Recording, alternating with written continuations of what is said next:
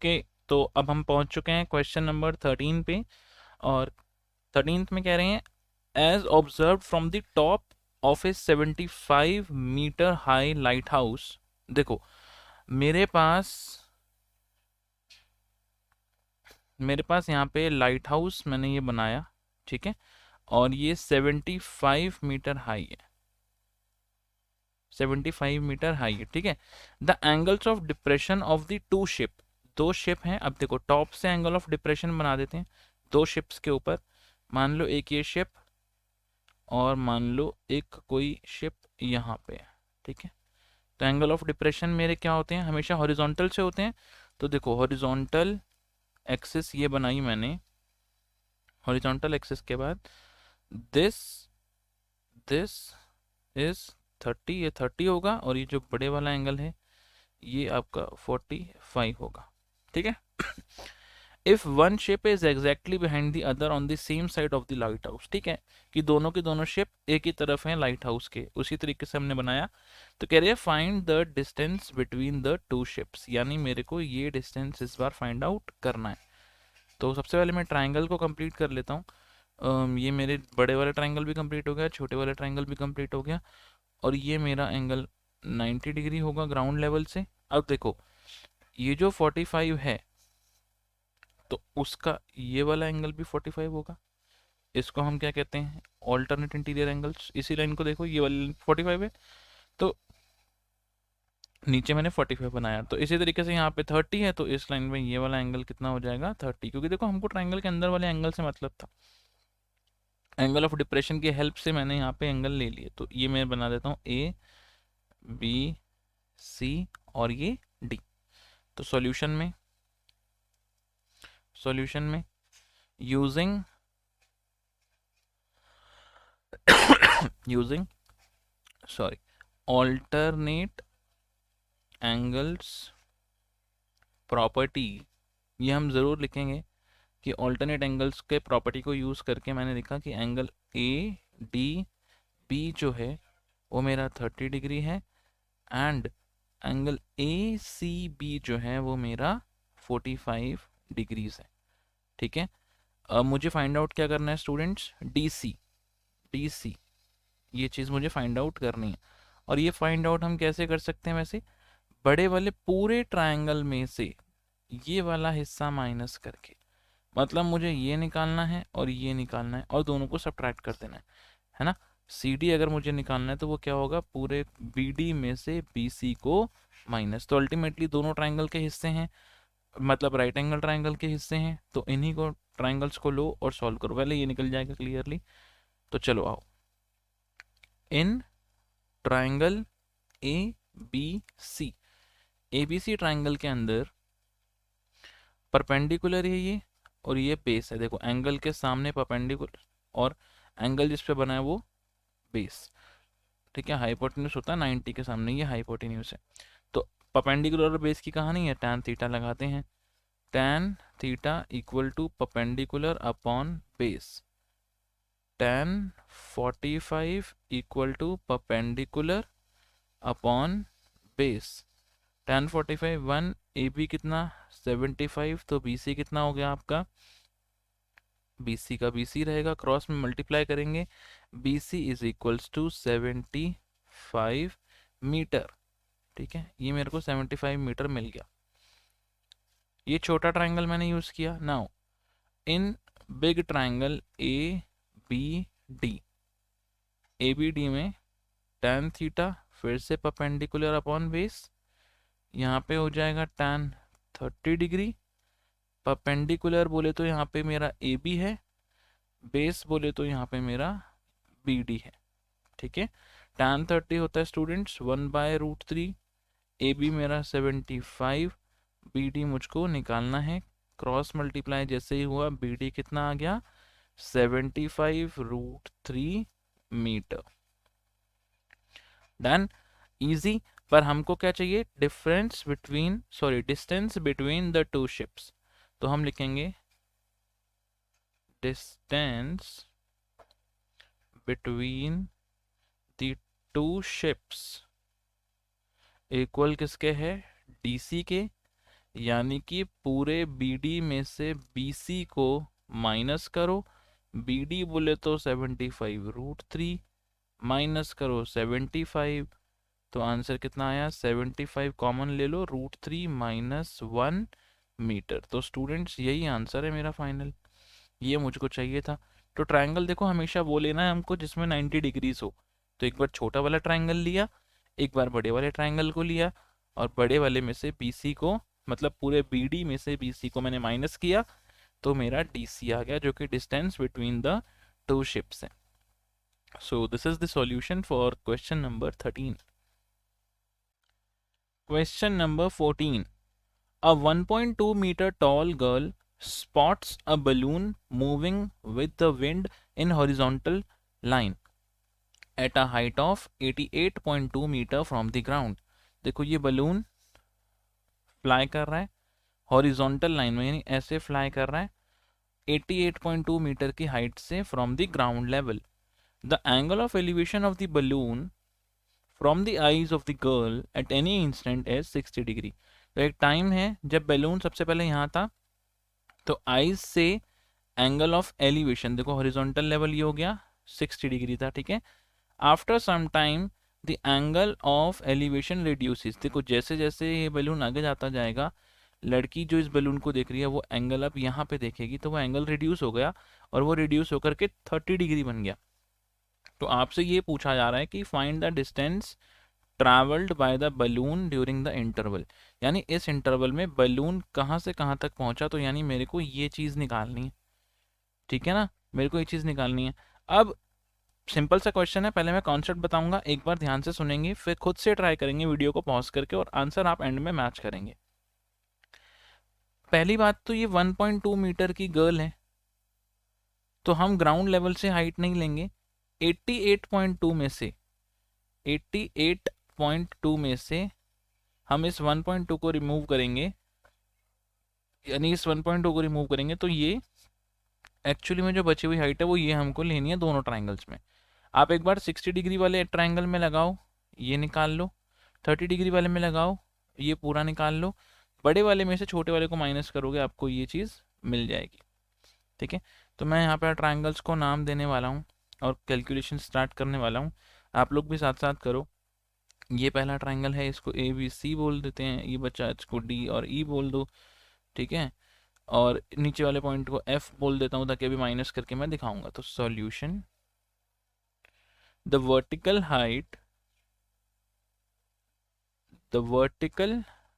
Height for the triangles is equals to DF minus, पहले ऐसे लिख देते हैं, जो वर्टिकल हाइट हम लेने वाले हैं वो क्या है सर, वो DE है, जो कि DF माइनस EF है। DF मतलब 88.2 गिवन है, उसमें से EF यानी कि 1.2 माइनस करूंगा तो ये comes out to be 87 metre हमको वर्टिकल हाइट लेनी है।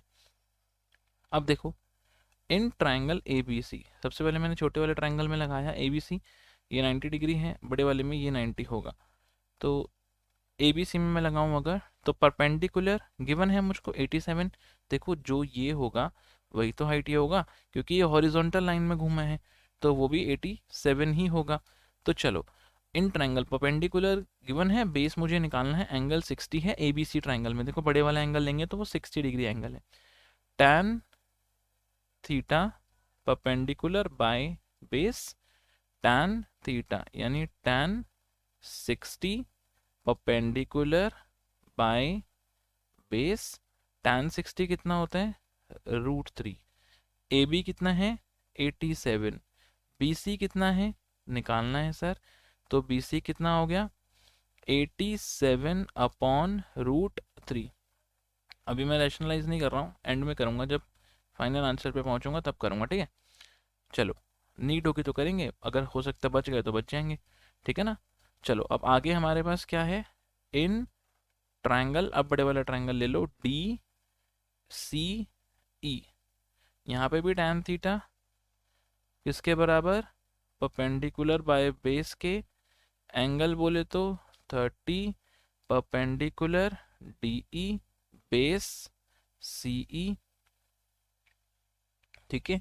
tan 30 कितना होता है 1/√3 इक्वल टू डी ई कितना है 87 C E we have to find out. ठीक है, अब सी ई कितना आ गया इस हिसाब से 87√3। हमें क्या निकालना है डिस्टेंस बिटवीन द बलून्स या फिर distance travelled by the balloon. तो मैं लिख रहा हूं distance travelled by the balloon equal किसके है बी ई के, जो कि क्या होगा पूरे सी ई में से बी सी का सब्ट्रैक्शन। सी ई बोले तो 87√3, उसमें से माइनस करना है मुझको 87/√3। कॉमन ले लूँ 87, अंदर क्या बचा √3 माइनस 1/√3। आप एलसीएम लो तो ये बनेगा 87 इंटू 3 माइनस 1/√3। ठीक है, 3 माइनस 1/√3 यानी कि 87 इंटू 2/√3। अब देखो √3 नीचे नहीं तो √3 से ऊपर नीचे इंटू किया, क्या आया ये 87 इंटू 2 इंटू √3/3। ठीक है, ध्यान से मैं थोड़ा सा इसको स्क्रॉल कर लेता हूँ। हाँ, अब यहाँ पे क्या हुआ 3 से कट कर दो, ये कट हो जाएगा 3 to the 6 3 9 दी 27। 29 को 2 से आप जब इंटू करोगे you will get 58√3 metre. So therefore distance travelled by the balloon equal किसके है 58√3 मीटर के।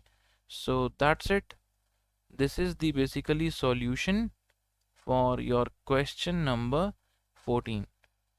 डन। तो दोनों ट्रायंगल्स को चूज किया मैंने और बड़े में से छोटे को माइनस किया ताकि मुझे डिस्टेंस ट्रैवल मिल जाए। Question number 15 and a very important question from the complete application of trigonometry chapter। सबसे important question है ये क्योंकि इसके अंदर कुछ यूनिक होता है और जिन क्वेश्चंस में कुछ ना कुछ यूनिक होता है वो हमेशा important questions बन जाते हैं। ठीक है, अभी तक आप लोगों ने जितने क्वेश्चंस किए हैं उसमें किसी में बेस निकालना था, किसी में परपेंडिकुलर, किसी में सब्ट्रैक्शन, तो किसी में एडिशन करके हम लोगों ने क्वेश्चंस को सॉल्व कर लिया। बट इस क्वेश्चन में कुछ डिफरेंट होने वाला है तो इट्स डिफरेंट। ठीक है, ध्यान से समझेंगे। कह रहे हैं a straight highway leads to the foot of a tower. But basically एक ये टावर है स्ट्रेट हाईवे पे। A man standing at the top of the tower, एक आदमी टॉप ऑफ द टावर पे observes a car at an angle of depression 30 degree. ठीक है जी, ये हॉरिजॉन्टल लेवल होता है, यहाँ से 30 डिग्री का डिप्रेशन हुआ तो मैंने कहा कि ये कुछ 30 डिग्री हॉरिजॉन्टल बना दूं। ये लो, ये बना दी मैंने यहाँ से आपकी हॉरिजॉन्टल। तो हॉरिजॉन्टल से दिस एंगल इज 30 डिग्री, तो बच्चा कहेगा कि ये भी एंगल सर 30 डिग्री होगा। मैं ग्राउंड बना देता हूँ, ये लो ऑल्टरनेट इंटीरियर एंगल्स हैं। Very good. उसके बाद कह रहे हैं which is approaching the foot of the foot of the tower with the uniform speed. ये जो कार है ये टावर की तरफ आ रही है यूनिफॉर्म स्पीड से। ठीक है, 6 सेकेंड्स लेटर, 6 सेकेंड के बाद जो एंगल ऑफ डिप्रेशन पाया गया ये था यहाँ से 30 डिग्री, अब वो गाड़ी का डिप्रेशन एंगल पाया गया है 60 डिग्री। ये लो, this angle is basically now 60 degree, तो ये वाला एंगल भी क्या हो गया 60 डिग्री। ठीक है, कह रहे हैं find the time taken to reach the foot of the tower. अब गाड़ी यहां से यहां तक पहुंच चुकी है 6 सेकंड में, तो कह रहे हैं यहां से लेके यहां तक कितने समय में पहुंचेगी। तो देखो ये इंपॉर्टेंट क्वेश्चन है, आपसे डिस्टेंस नहीं पूछा जा रहा है, यहाँ पे टाइम पूछा जा रहा है। तो चलो कैसे करेंगे इस क्वेश्चन को मैं आपको बता देता हूँ। पहले हम इस ट्रायंगल के नाम दे देते हैं, ए बी सी डी मैंने यहाँ पे नाम दे दिए। ठीक है, अब सॉल्यूशन, मेरे को हाइट ऑफ द टावर नहीं दी है तो मैंने h मान ली उसको। ठीक है, अब देखो करेंगे कैसे। सबसे पहले using property of alternate angles, using property of alternate angles, alternate angles को यूज़ करके मैंने ये पता लगा लिया कि मेरा एंगल डी ए सी जो है वो 30 डिग्रीज है and angle D B C जो है वो मेरा 60 डिग्रीज है। अब इसके बाद क्या कह रहे हैं आपसे, मैंने अच्छा ये भी मैंने हाइट ले ली, let the height of tower be H metre and, देखो गाड़ी किस यूनिफॉर्म स्पीड पे चल रही थी ना, फिक्स स्पीड पे चल रही थी ना, तो वो मान लेता हूं मैं, let the speed of car be X metre per second. ठीक है, मैंने मान लिया है स्पीड ऑफ द कार कितनी है, एक्स मीटर पर सेकेंड। अब इसके बाद क्या होगा, अगर स्पीड ये है और 6 सेकंड में यहाँ से यहाँ तक पहुंची है, तो डिस्टेंस का फॉर्मूला क्या होता है, मैं लिख रहा हूं यहाँ पे देखो, in A B car reaches in 6 seconds having, 6 second में पहुंची है and having speed x metre per second. तो डिस्टेंस का फॉर्मूला होता है स्पीड इंटू टाइम, स्पीड उसकी x इंटू जैसे 6 करूंगा तो मेरे को मिला ए बी कितना है 6x, मैंने यहाँ लिखा कि ये मेरा 6x है, देख रहे हो थोड़ा सा ट्विस्ट है, डिस्टेंस का फॉर्मूला लगाया स्पीड इंटू टाइम। इसी तरीके से डिस्टेंस जो BC होगा, डिस्टेंस जो BC होगा वो क्या होगा, स्पीड इंटू टाइम, स्पीड तो x ही रहेगी यूनिफॉर्म है, टाइम मैं मान लेता हूँ t, तो ये कितना हो गया xt, ये लो ठीक है xt। मुझे मुझे क्या निकालना है, मुझे टाइम निकालना है t। तो देखो मैं इसको कैसे करूंगा, सबसे पहले राइट एंगल ढूंढ लिया मैंने, in triangle D B C, छोटे वाला ट्रायंगल है ये वाला, इसमें मैं फॉर्मूला लगाने जा रहा हूँ किसका, tan का, tan 60 perpendicular by base, tan 60 sorry यहाँ पे tan, पहले tan थीटा लिख देते हैं, tan थीटा मेरा परपेंडिकुलर बाय बेस, tan 60 मेरा परपेंडिकुलर BC बाय बेस कितना है BC, इसको थोड़ा सा स्क्रॉल किया जाए, tan 60 बोले तो √3 बराबर DC बराबर ये हो गया HXT। ठीक है, तो मेरा H कितना आ गया,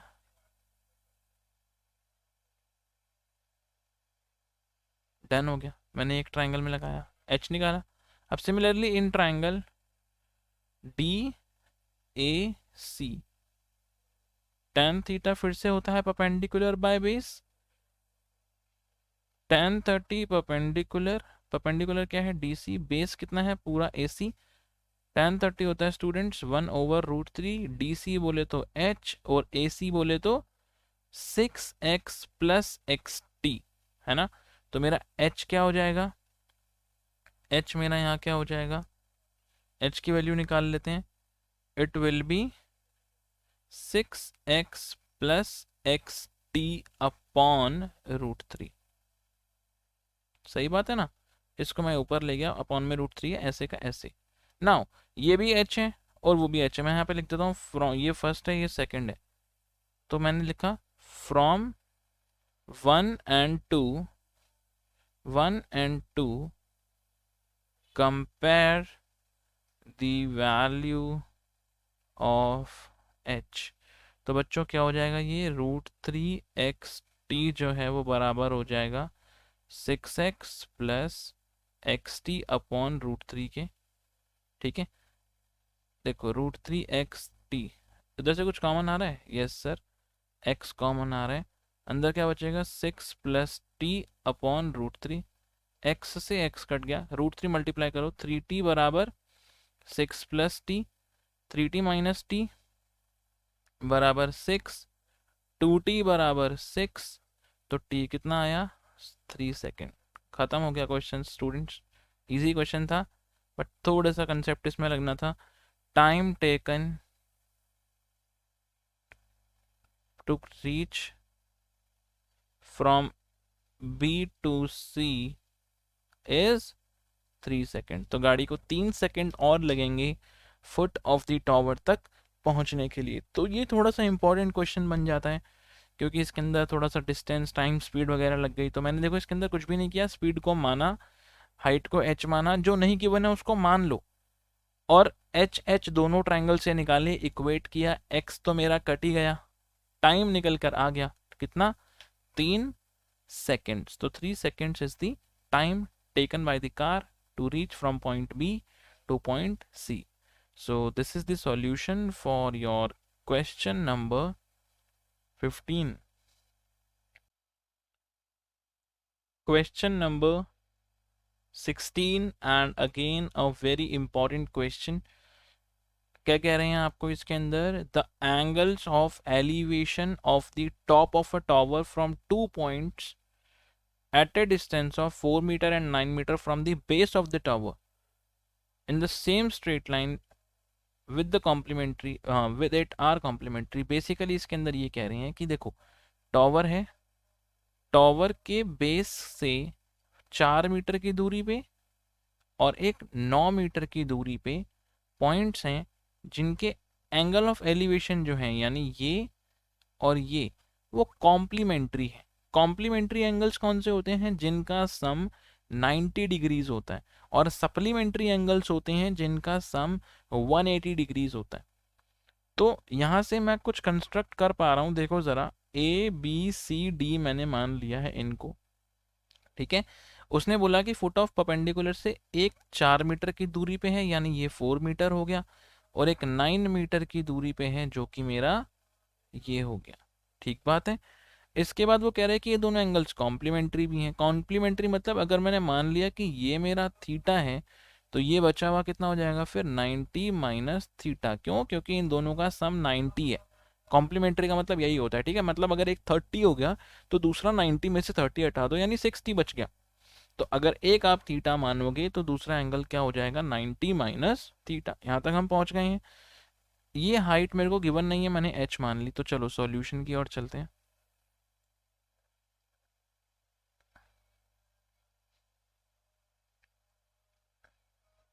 late the height of tower B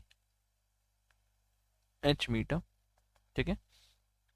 हमको BC और ये दिया हुआ है, ट्रायंगल की प्रॉपर्टी लगाते हैं दोनों ट्रायंगल में। चलो आओ स्टार्ट करें। इन ट्रायंगल, पहले छोटे वाले ट्रायंगल ले लेते हैं, ABC, tan थीटा जो होता है वो होता है परपेंडिकुलर अपॉन बेस, पर यहाँ पे एंगल कितना है, 90 माइनस थीटा, ठीक है।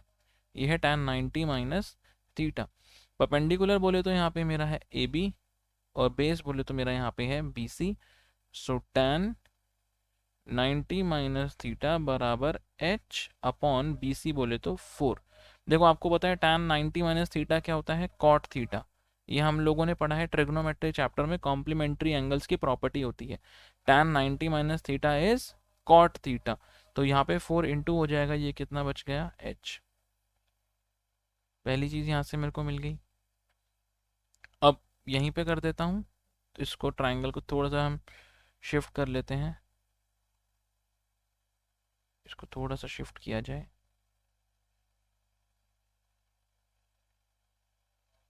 अब देखो मैंने क्या किया, इन ट्राइंगल, अब बड़े वाले ट्राइंगल ले लो जो कि क्या है, ABD। tan थीटा क्या होता है स्टूडेंट्स, परपेंडिकुलर बाय बेस, ठीक है। tan यहाँ पे एंगल थीटा ही है, परपेंडिकुलर AB, बेस कितना है BD। tan थीटा बोले तो tan थीटा ही यहाँ रहेगा, AB कितना है h, और BD कितना हो गया मेरा पूरा 9। तो इस हिसाब से मैंने क्या पता लगाया कि जो मेरा h है वो यहाँ से कितना है, 9 tan थीटा, ठीक है। ये हो गया सेकंड। अब क्या किया जाए यहाँ पे, अब देखो सोचो, अगर मैं आपके दिमाग में यही आएगा कि h को सर इक्वेट कर दो। अगर मैं h को इक्वेट करूँगा तो क्या आएगा, 9 cot थीटा बराबर, सॉरी 4 cot थीटा बराबर 9 tan थीटा। cot थीटा को आप लिखोगे 1/tan theta equal to 9 tan theta. 4/9 equal to tan square theta. तो एज सच मुझे यहाँ पे कुछ मिलने वाला इस तरीके से नहीं है, ठीक है ना। कॉट थीटा को 1/tan थीटा लिखा मैंने, अगर किसी को समझ में नहीं आया तो, क्योंकि वो रेसिप्रोकल होते हैं एक दूसरे के। तो मैं यहाँ पे ना ये कर सकता हूँ, मुझे ये पता है कि tan थीटा और कॉट थीटा ना मल्टीप्लाई करने पे 1 आता है। देखो tan थीटा इंटू अगर मैं करूँ कॉट थीटा से तो 1 आता है। क्यों? क्योंकि tan थीटा ये तो हो गया, और कॉट थीटा क्या होता है 1/tan थीटा, तो ये तो कट कुटा करके 1 आ जाते हैं। तो क्यों ना मैं ऐसा करूं कि इनको मल्टीप्लाई कर दूं, क्योंकि मेरे को हाइट निकालनी है 6 मीटर। तो मैं क्या कर रहा हूँ, multiply multiply equation number 1 and 2। तो स्टूडेंट्स देखो एच से इंटू होगा एच स्क्वायर, 4 कॉट थीटा और 9 tan theta, 4 1/tan theta, 9 tan theta, ये सब मल्टीप्लाई में चल रहा है। H square tan theta cut गए, एच स्क्वायर किसके बराबर आ गया 36 के, तो एच कितना होगा √36। तो एच की वैल्यू आ रही है आपकी 6 मीटर।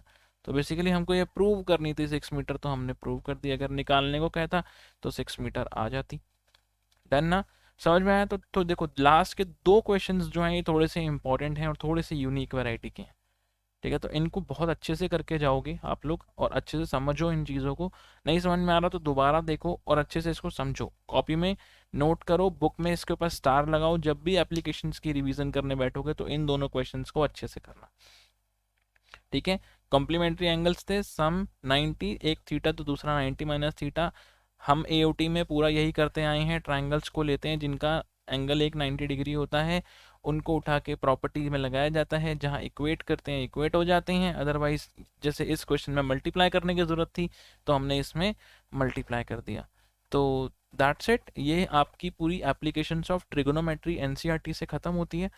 तो आई होप आप लोगों को ये समझ में आई होगी applications of trigonometry. Still if you have any doubt, कोई भी आपको कोई न्यू मेथड आपके पास कोई सजेशन हो, ये सर मैंने इस तरीके से किया है क्या हम कर सकते हैं, तो बिल्कुल नीचे डिस्क्रिप्शन में मेरे सोशल मीडिया हैंडल्स हैं, व्हाट्सएप नंबर भी गिवन है, आप मेरे से कम्युनिकेट कर सकते हैं, कांटेक्ट कर सकते हैं, ठीक है। कोई डाउट हो तब भी आप मुझे कांटेक्ट कर सकते हैं, हम डाउट को सॉल्व कर सकते हैं, ठीक है। उसके बाद तो दैट्स इट फॉर दिस।